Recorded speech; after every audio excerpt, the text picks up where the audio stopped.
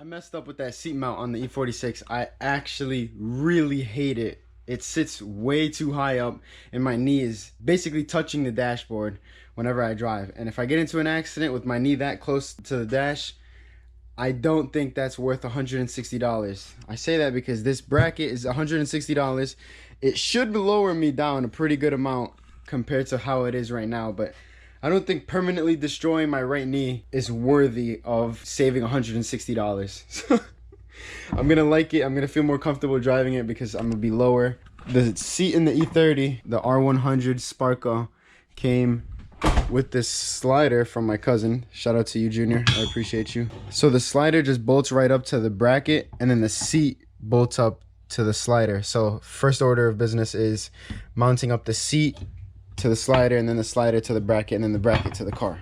I'm just gonna cut these welds off of the bottom right here and then get them repainted up and then bolt them into the slider right there. Oh, in my angle grinder situation, the bolt that goes into the guard was bent and it wasn't letting me turn the guard around, so I had to just literally cut that bolt off. So I'm being careful, but I do need to get another bolt for that because it's sketchy using this without this guard.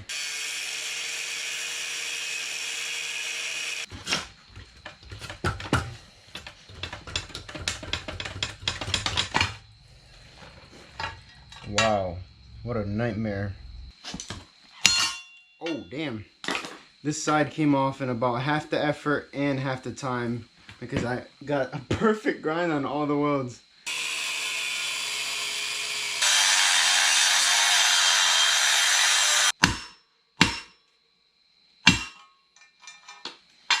There we go. I just want to make sure that this is flat so that when it's sitting on the rail, it's somewhat flat and there's no big bumps. Sometimes when you're building a car, you may think you want something, but you end up actually hating it. So you got to just switch it up and go back to another form of doing it. That's what ended up happening here. I'm going to throw a coat of paint on this though, and I can get it bolted up now.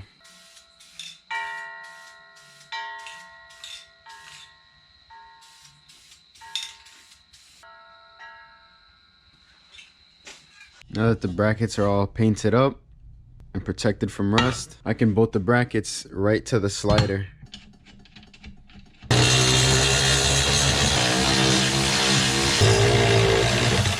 Now I can put the seat in so I can get the width down, and there's not enough room on this workbench.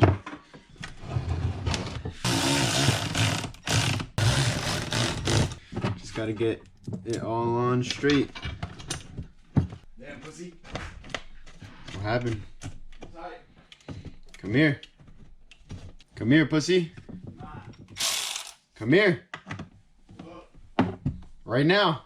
I already know it's gonna be some dumb shit. You do? Huh? You do?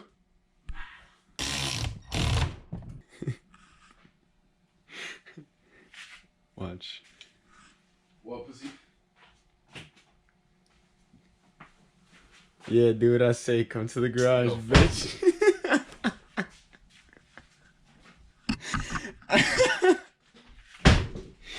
You got tight. Oh, there's actually a ton of room above to get a socket or something above there. But I put the nut on top so I could just put a wrench and then slide the slider all the way down so I can get to the bottom with the impact. Not an impact, the electric ratchet. But I'm thinking now I should bolt this whole tray in to the bracket first and then I'll start tightening. Now here I can bolt the actual slider in.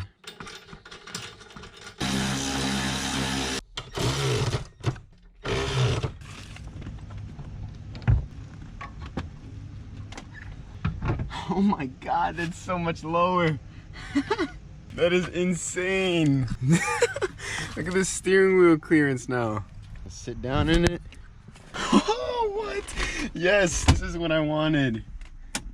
This is exactly what I wanted. I slid this cover off of the stock seat right here. Pull these two pins back and the whole cover just slides off. So this is all for the other seat. I'm not gonna need this one and the controls for the seat. So the only one that I actually need are gonna be these two for the seat belt.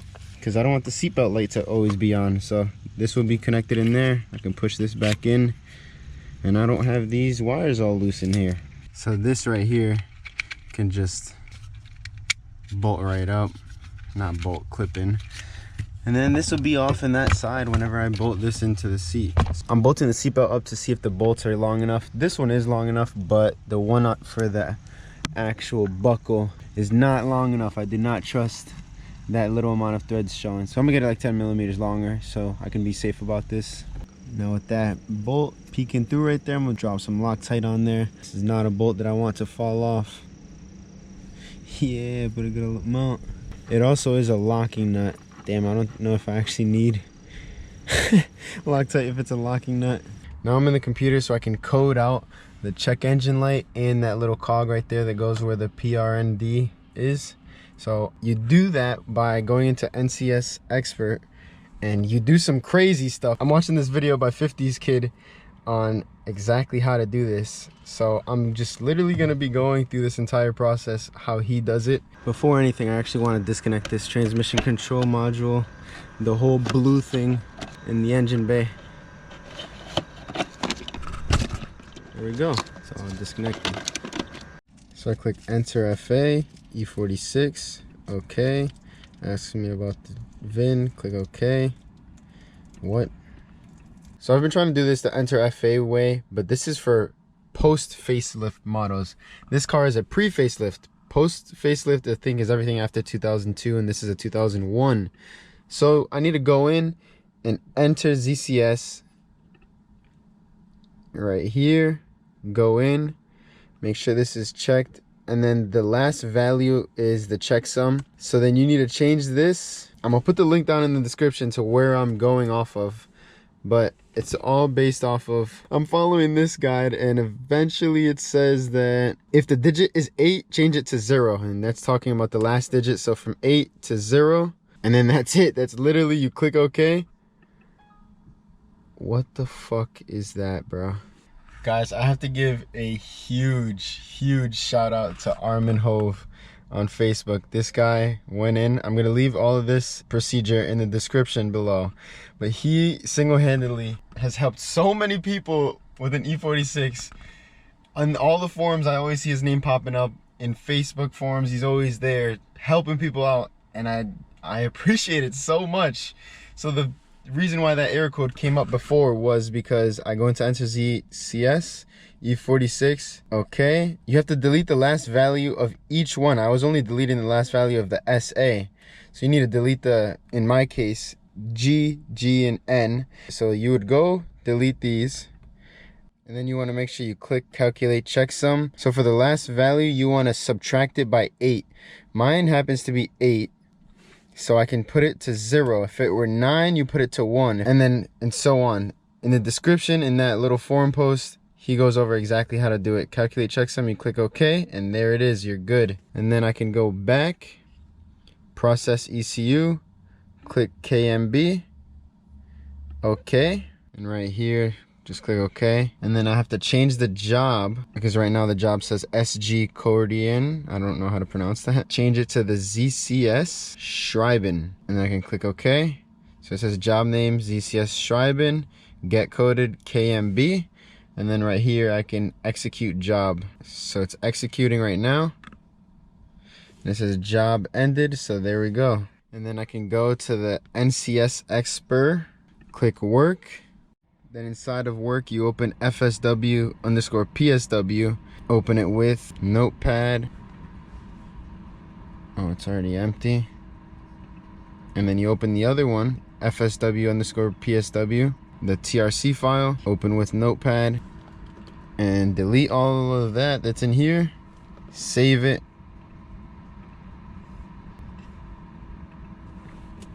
Then inside of NCS Expert, you can go down to SG_Codarian, press OK, and then from there you can just click execute job. Coding active. Hey, yo! It went away. The cog went away. Now I can go ahead and change ECU. I can go to the EWS. Okay. Yep. And then just straight ahead, execute. Coding active, coding ended. Now the last one, change ECU, MK60. Okay. And then execute job, I think, is the last thing that I need to do. I don't think I have to go in and change the value because it's already changed here. Coding ended. No more. These two lights are on because I disconnected the automatic transmission control module, whatever it's called, and now it's gone. So I can close this now. I can open up inpa, click E46 engine, MS43. Yep. Go to error, read error. There's this, but I can go down to adaptation, clear all the adaptions while the car is not running. That's the most important part. If you do this while the car is running, that is not good. And there we go. I think it's all cleared. This ECU is cleared, so the ECU has no errors. I want to try and clear this ABS and airbag light too while I'm here. I'll check the airbag right here. Error, read. There's 2 errors. I'm gonna just clear them. That light is gone. It's in neutral. No check engine. Oh my god, let's go. No cog, nothing on there. Obviously when I turn traction control off, those lights will come up, but no check engine light. That's the biggest thing. Now I can do a drive cycle on the car and get it ready for emissions. I'm so happy this is finally done. Just to check real quick too, this is the air memory in the ECU, like for the check engine. There's nothing there, finally. I'm just cruising along, not passing 3,000 RPM and not really going faster than 40 miles an hour. And they're just ticking off quick. So I just need one more to go ready, and then I can go in for emissions tomorrow. It's Sunday. This is perfect. Tomorrow, first thing on Monday, I'm gonna be in the emissions if this last one just gets ready. Let's go. I'm just getting passed on the highway like crazy because you gotta go 50 miles an hour for like 15 minutes, and I was going for 5 and the catalyst just passed. So I can go to emissions tomorrow. Let's go. I'm here finally at emissions for hopefully the last time ever. I don't want to be here again in this car. It's just so, I'm over this. 3 months of just suffering. He's complaining about my bucket seat right now.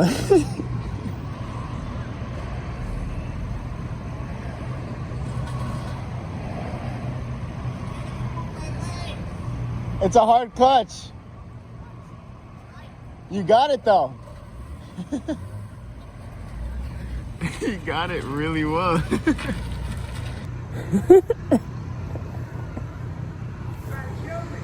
It's an aggressive clutch, right? He was just holding his back because he was in the bucket seat hurt. It finally passed. Let's go. Pass. Boom.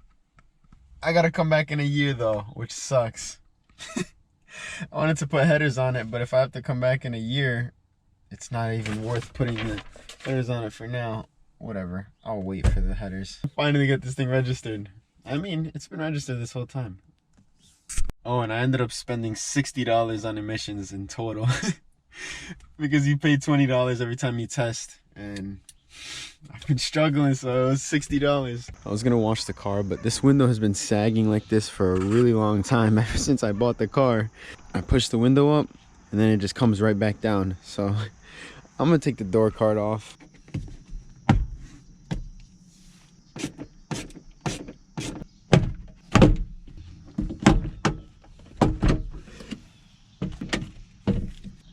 So I got the key on, and I just want to see. Holy, that wire. This wire right here, it's pulling it down. Oh, I'm gonna try and take the whole window motor out and see if I can get that cable right, because if it goes down, I don't know.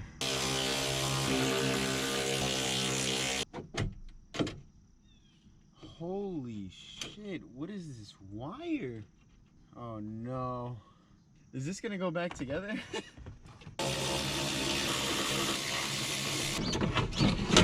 This is it, the dinky rear regulator, this is it? So I'm here at the junkyard. I have this manual E46 and it has the electric fan. I want to change this because the clutch fan that's on it, when you're drifting at high RPM for a long time, it explodes and then it'll go through the radiator and destroy your radiator. So with the electric fan, there's no possibility of that happening. Real OEM says that this shroud is the same part number as my 2001 car, and this is a 2000, so hopefully it'll work. Undid the push pin there and the T25 right here. No way is it that easy. What? It's a little crusty, but it's a junkyard one. It'll work. Also, since this takes like no time at all, I'm gonna pull this one out and just see if it's the same as the one that I have at home. I took a picture of it and I wanted to see if it matches. Yeah, I think this is definitely the same one that I have at home, and it looks so much cleaner with that wire running properly through there. So I'm gonna bring this home with me too. So I got this and the E-fan. My boy Omar here got the bumper for the cord. Oh, damn it. Oh no, this works. This is what I need. So it ended up being $20 for the window regulator without the motor and $25 for the electric fan. So these are normally like $200 new. So if I can have an E-fan for 25 bucks, that's good. Let's hope that everything goes smoothly with that. But I'm here in the parking lot of the junkyard. I'm gonna throw this regulator in right away so I can put this door panel back on.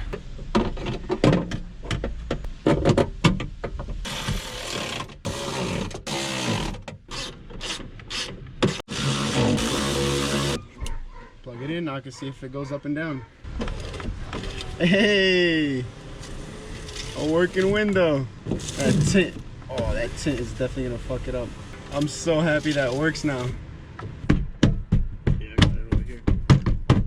I'm gonna take the time now to come in and clean these headlights because they're so bad.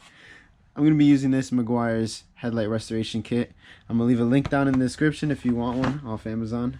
An affiliate link, it'll help me out if you buy it. I like how this kit has the spray on headlight coating because the other one is like a wipe, and I'm guessing it's kind of like a ceramic coating, and I feel like if you spray on a coating it'll be a lot more UV protectant, so hopefully it lasts longer. I'm gonna just start off by cleaning with an all-purpose cleaner. I should probably use glass cleaner, but whatever. Damn, what the hell? That cleaned it like oh, okay, there it goes. It's fogging over again. I thought just water cleaned it. We'll pop this little bracket off on top because it'll just be better out of the way. I'm also gonna take this corner light out.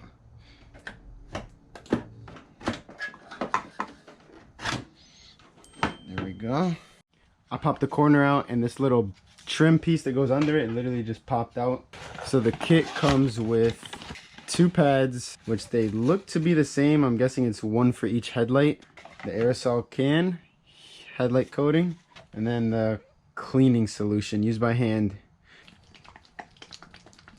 Squeeze a quarter-sized amount of solution to a cleaning pad. Using a back and forth motion, thoroughly clean the entire headlight surface. Reapply cleaning solution as needed. Wipe the headlight clean. Yep, okay. It says quarter size, I'm guessing. Yeah, a little more. And then in the back and forth.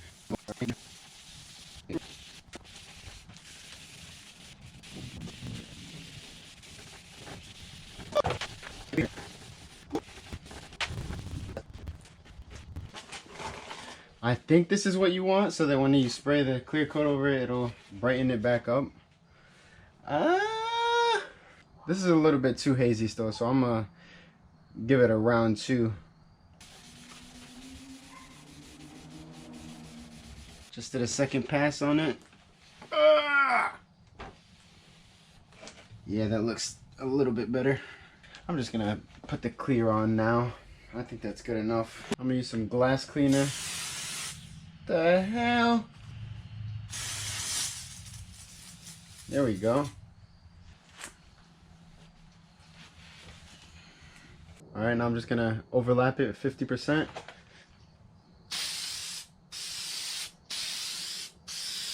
That's the first coat. It's been 5 minutes.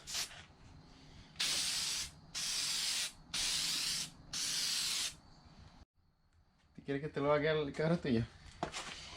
Ay, sí. How did you make them? ¿Quieres ver? Oh, pero no hay que desmontarla. No, tú lo dejas ahí. Ay, sí, eso. My car needs mucho. Te lo hago. Pero mucho que necesita el mío.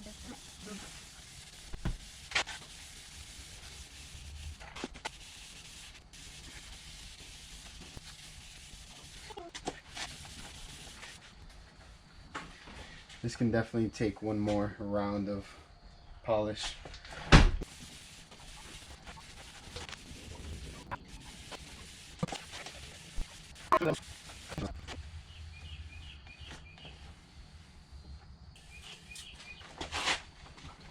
To take all that polish off, I could spray the clear on now.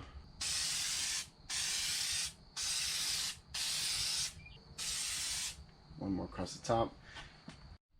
This left one still looks a little bit foggy. This right one definitely looks a little better, but whatever. One more. Done. Here we go. Done. It looks like an actual E46 now. This dent looks so much worse with the clean headlights. Oh God.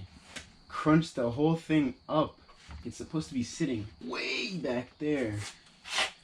In the whole, man, this thing is just cooked. I mean, from back here, it doesn't look that bad. But it's just once you get close and just see how misaligned everything is and how fried the hood is, it makes it look kind of worse. I'm happy I got that out of the way. I've been meaning to do that for a while now. They look smoked. Are they smoked? They are. There's black in there. These are 100% smoked. I didn't know that. That's why they look so like dark. So they're smoked headlights. Okay, that makes sense then. That makes sense why it looks like that. That's interesting. I don't know if I would have done that, but I don't know.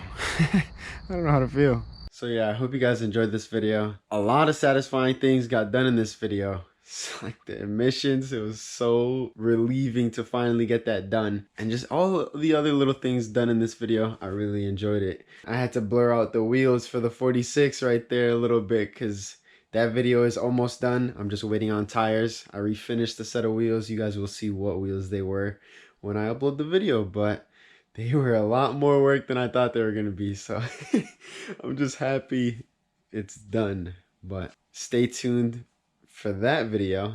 Make sure to subscribe, leave a like, follow me on Instagram right here at E30Joel to stay up to date with everything I'm doing.